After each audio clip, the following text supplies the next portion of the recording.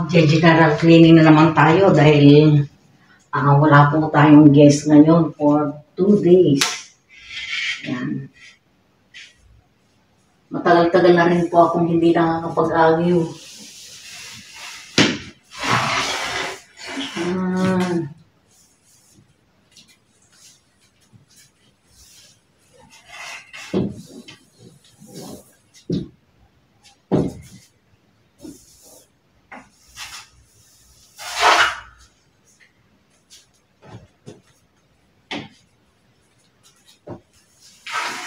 Ay siya.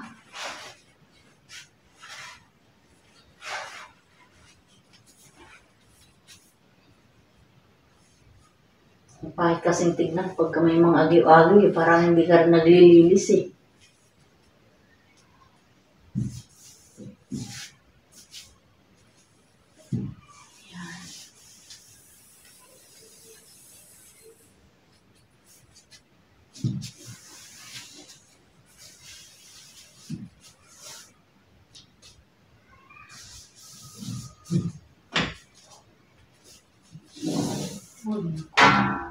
Daming agyo.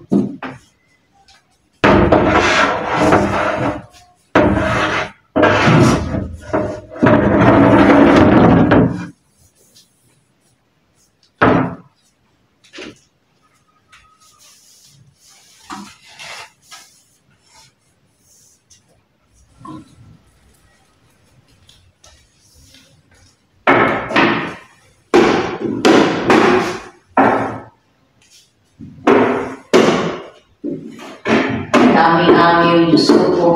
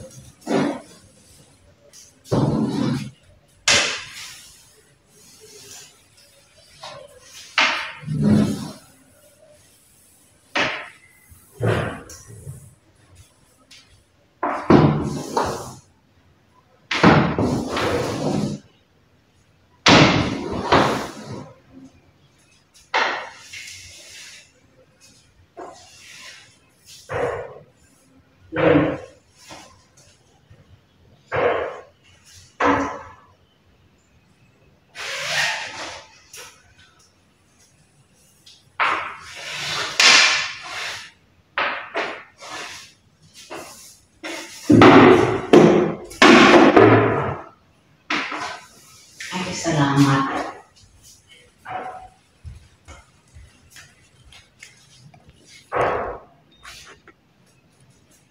Ayan, so ngayon guys, papakita ko naman ngayon kung ano na po yung mga natapos ko. Ay, nakalimutan ko pala yung unan dito guys. Oh, kulang ng 2 unan. Hindi pa pala tapos pero malinis na. Oo, may nakalimutan lang akong ilagay. At ito wala pala yung 2 unan dito. Di bale.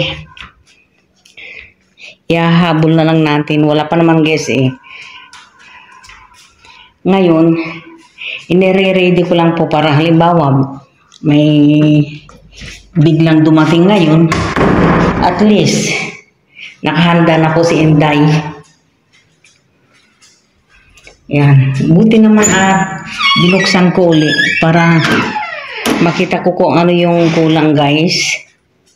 Yan. Ito na po yung kwarto para sa next guest guys. Yan. Bali yung kasunod po ngayon ay 2 nights. Yan. 2 nights po yung dadating natin ngayon. Kaya ito pinaghahanda natin. Nag-give din po ako kanina. Kaya ako natagalan ng ilang oras. Bali, hindi pa po ako tapos sa labas. Pero dito sa etasa yan, natapos na rin po. Yan. Yan.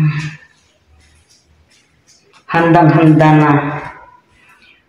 Mabango na rin po ang aming CR. Yan.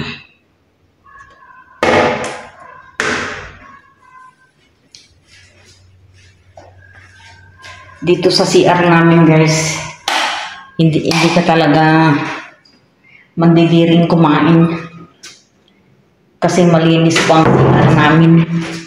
Ay. Pag ito ay nanganak, isang katutak na agoy na naman ang dadalhin niya. Gagawin niya pala. Yan. Mamaya na lang po yung unan dito sa unang pinto.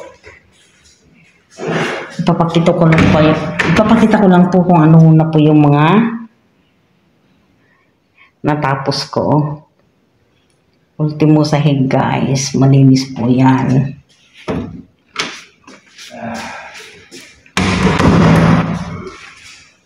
Kahapon naman ang ginawa namin, nagpalinis din po kami ng aircon. Tapos yung asawa ko naman, naglinis din po ng swimming pool.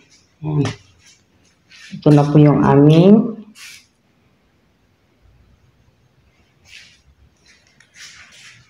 master bedroom. Yan.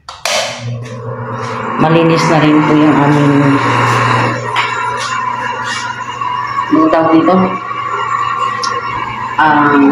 Laboratory. Ito po yung aming CR. Malinis na rin po. Yan. Malinis na rin po lahat. At ready na po para sa aming guest na 2 nights. Yan. Ayos na po lahat. At ito naman po, ito pala yung hinahanap ni Inday. Sorry. Tao lang. Kaya, ang iaakyat ko na lang mamaya ay punda. Yan. Nalinis ko na rin po yung yung aming balkonahe guys.